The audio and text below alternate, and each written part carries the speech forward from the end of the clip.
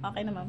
Hi everyone! So ngayon, ang gagawin ko is Pico Focus Second Laser. So kanina, dinip cleansing ko si ma'am, and then nag-steaming kami, and then pricking. Ngayon, nakababad siya sa anesthesia. Yun nga lang, hindi ko pwedeng ipakita yung buong mukha ni ma'am kasi nga confidential ito. So ayan, ifo-focus na ngayon ang kanyang skin. So, since nakikita natin naka-plastic siya, so punong-puno siya ng anesthesia, makapal ito.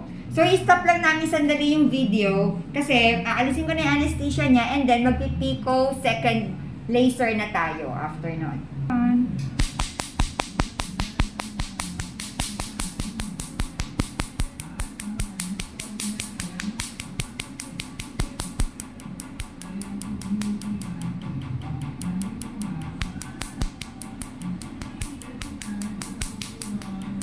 Sakit po ba, ma'am? Mas may nararamdaman ako ngayon kaysa nung nakaraan.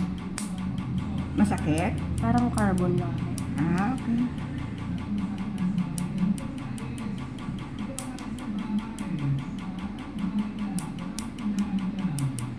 Malakas siya, ma'am eh. Mataas po yung frequency niya, ma'am, ha?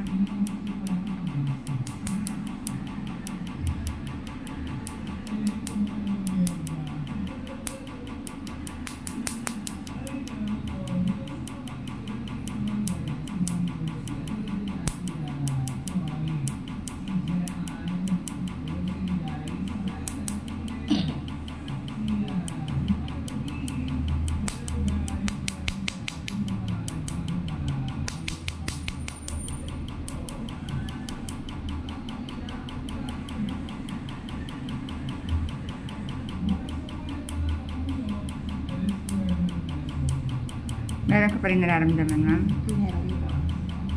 Pero okay lang po. Kaya naman.